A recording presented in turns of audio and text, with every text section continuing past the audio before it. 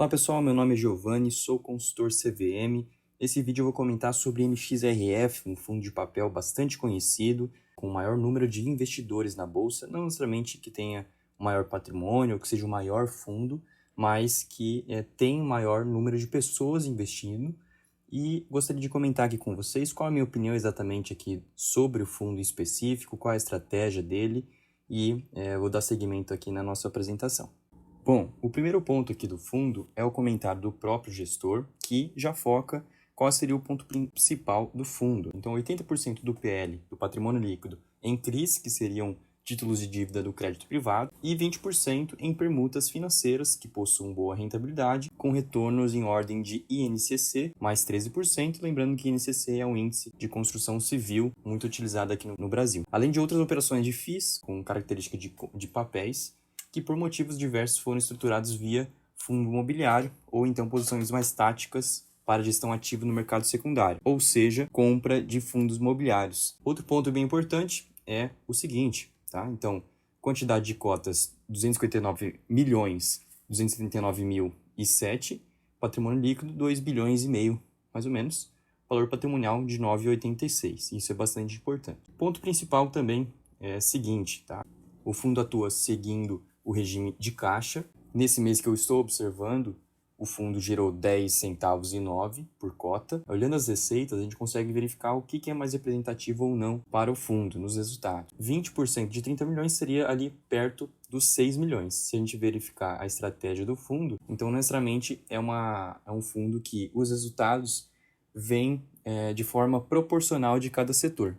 Seguindo abaixo, pessoal, outra coisa que é bastante importante e que muitas vezes alguns investidores iniciantes não conseguem entender, é que fundo de papel e fundo de tijolo têm diferença muito drástica em relação ali à sua composição e à forma de pagamento e correção monetária. Traduzindo para uma linguagem mais simples, o fundo de tijolo ele vai pagar o de rendimento, né, o aluguel do ativo, em algum imóvel específico, e a correção monetária está dentro da cota. Aqui já o fundo de papel é o contrário. Então, se a gente verificar aqui o período desde 2018 até o fim de 2023, 6 anos, a gente vai verificar que a cota ou valor patrimonial tende a não se mover, justamente porque toda a correção monetária e todos os juros são pagos no rendimento. Então, esse ponto é bastante importante. Então, daqui 6 anos, muito provavelmente a cota do MXRF vai estar próximo dos R$10. E aqui é um ponto importante, tá?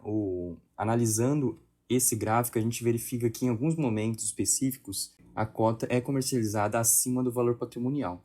O que quer dizer isso? Quer dizer que, na verdade, o mercado está pagando mais caro do que realmente vale aquele ativo. Claro que isso, com certeza, vai depender, por exemplo, de vários fatores, tá, pessoal? Mas, por exemplo, alguns momentos fica irracional essa compra. E a gente está nesse momento já de um valor maior do que o valor patrimonial. Então, hoje, no caso aqui desse gráfico, né, 10,71, então a proporção ali é de quase 8,6% a mais do que o valor patrimonial. E aí vem em si a análise, tá? Será que vale a pena comprar um fundo de papel? O valor de mercado, na verdade, está acima do valor patrimonial. Se a gente comparar outros fundos do mesmo segmento, que tenham bons resultados, estão com desconto, muitas vezes vale a pena, na verdade, fazer uma troca de ativos. E a gente seguindo aqui para o resultado financeiro dos últimos 12 meses, o fundo ele trabalha ali no limite do rendimento, tá? Então ele gera um valor e realmente já paga quase inteiramente para os cotistas. Então, necessariamente uma redução de juros ou uma redução de expectativas dos principais índices com certeza vai impactar o resultado do fundo. Então, o que eu vejo como possível para os próximos meses, com a possível redução dos juros, é uma redução dos rendimentos também do fundo. Então, naturalmente, reduzindo os juros, normalmente renda variável tende a se beneficiar, mas ao mesmo tempo essas cotas tendem a pagar um pouco menos nesse caso aqui em específico, porque o fundo tem bastante CDI também na carteira. Comparando aqui em relação à rentabilidade com o IFIX, o fundo ele consegue superar o IFIX. Isso é uma métrica muito boa para a gente poder validar se a gestão está tendo um resultado bacana ou não. Então, com certeza, vale realmente reafirmar que o fundo tem uma ótima gestão. Outra forma também a gente comparar qual seria a rentabilidade desse ativo é verificar a cota de mercado com o valor necessariamente pago, tá? Então, atualmente, o deságio da cota, como eu informei para vocês, tá um valor ali de 8%, tá? Que necessariamente é um yield não tão atrativo assim. Então, na minha opinião, vale a pena realmente repensar caso vocês queiram aportar nesse ativo. Tem outros fundos de papel que muito provavelmente vão estar com desconto de 15%, 20%. Eu posso citar alguns, por exemplo, são alguns casos específicos. Eu vou apresentar a tela aqui para vocês verem. Não necessariamente uma recomendação de compra, mas que normalmente está mais descontado e vale mais a pena a compra do que um MXRF nesse momento. Olhando novamente pelo portfólio do fundo, então 78% de CRI, conforme o próprio fundo já cita no primeiro momento, 7% de permutas financeiras, 14% FIIs, tentando aproveitar esse momento em que a renda variável ainda está bastante atrativa, principalmente focando em fundos de tijolos. Então essa parte aqui com certeza deve alterar para 2024, principalmente vendo esse movimento positivo, então provavelmente eles vão diminuir essas posições e vamos ver quais seriam os próximos passos. Em relação aqui também aos percentuais de segmento, a gente consegue ver crédito corporativo 48%, comercial 27%, residencial 24%, caixa 1%. Em relação agora aos percentuais indexados do CRI, a gente consegue visualizar que a maior parte está no IPCA, 65%, 34% CDI, e uma pequena parcela tem em outros índices. Então, naturalmente, quando a gente vê principalmente a expectativa de juros, aqui eu vou colocar uma imagem do Banco Central, tá? Do Boletim Focus, a expectativa é que caia para 9%. Então, naturalmente, esses CRIs que são indexados ao CDI tendem a cair de 11,75%, que está hoje, para a casa dos 9%, tá? Claro que isso é uma expectativa, não quer dizer que isso vai acontecer. Então, 2,75% pelo menos de redução do rendimento do fundo no ano, tá? Se a gente pegar 2,75, dividir ali em 12 vezes, claro que não é exatamente essa conta, tá, pessoal? Mas em torno ali de 20%, 0,20% ao mês pode ser diminuído do rendimento do fundo. Então, com certeza, pode sim ter uma redução e claro que vai depender muito da gestão do fundo poder conseguir trocar esses ativos, né, conforme a própria gestão já faz esses processos para tentar reduzir esse impacto. Próximo tópico aqui é a composição da carteira. Inclusive, fica até difícil colocar numa imagem só o portfólio e realmente eu não consigo colocar todos os ativos. Mas se a gente conseguir olhar um pouquinho mais de perto, a gente vai verificar que as maiores posições do MXRF representa 4,60%, 4%, 3%.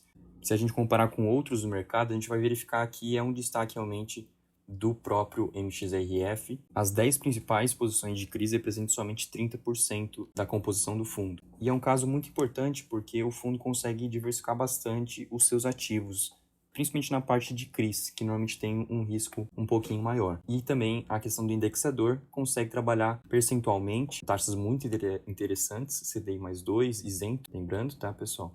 CDI mais 3,75, isento também. E IPCA, por exemplo, IPCA mais 9.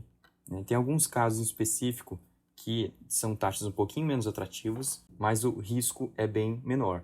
E, claro, também depende do momento da aquisição. Então, por exemplo, esse terceiro maior CRI da carteira foi adquirido em fevereiro de 2020, uma taxa de IPCA mais 4,81, não tão interessante, sinceramente.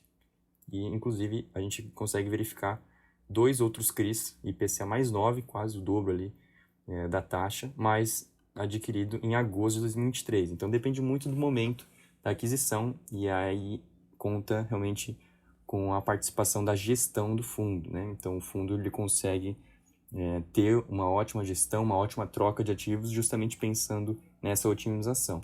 E se a gente verificar a parte do CDI, eles conseguem também trabalhar uma taxa muito interessante, CDI mais 2, CDI mais 3, CDI mais 4. Olhando um pouco a carteira, agora com um olhar um pouco mais minucioso, a gente consegue verificar que os principais também devedores são de ativos que conseguem ter uma segurança um pouquinho melhor. Claro que não exatamente igual, mas consegue ter um rating muito bom, tá? AAA ou AA. Então, necessariamente, a equipe do MXRF faz uma seleção bastante criteriosa, então vale muito a pena, pelo menos a escolha dos ativos. Outra parte importante, pessoal, seria as permutas financeiras. Inclusive, o fundo ele deixa aqui já separado uma explicação, porque os pagamentos, o fluxo de pagamento, ele é desigual, mas não necessariamente não recorrente. O fundo consegue prever a rentabilidade desses ativos, mas o fluxo ele é diferente. Então, o fundo aqui ele coloca o prospecto desse ativo, por exemplo, desse investimento, 20% do fluxo ali nos primeiros 3 anos e meio, e os últimos 6 meses seria aproximadamente os 80% restantes. Bom, pessoal, agora nessa última parte, realmente, para não ficar um vídeo muito extenso, realmente seria uma leitura do último relatório do MXRF e a gente consegue tomar algumas decisões na carteira pessoal, com certeza, na parte de fundo de papel, comparando, por exemplo, o MXRF com os principais e os demais fundos de papel. Será que vale a pena comprar um ativo que está com ágio, ou seja, mais caro que o valor patrimonial, sendo que os outros pares e outros fundos do mesmo segmento estão com deságio de 15%, 10%, só que o MXRF ele tem uma gestão muito boa no longo prazo. Então, será que vale a pena pagar um pouco mais caro, mas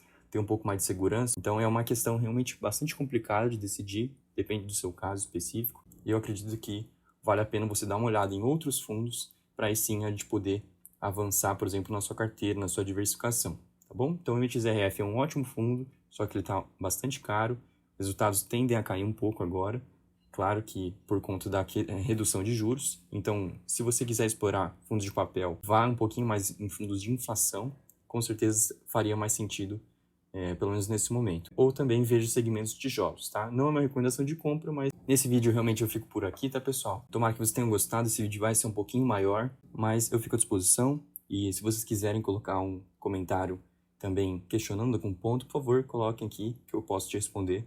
E até o próximo vídeo.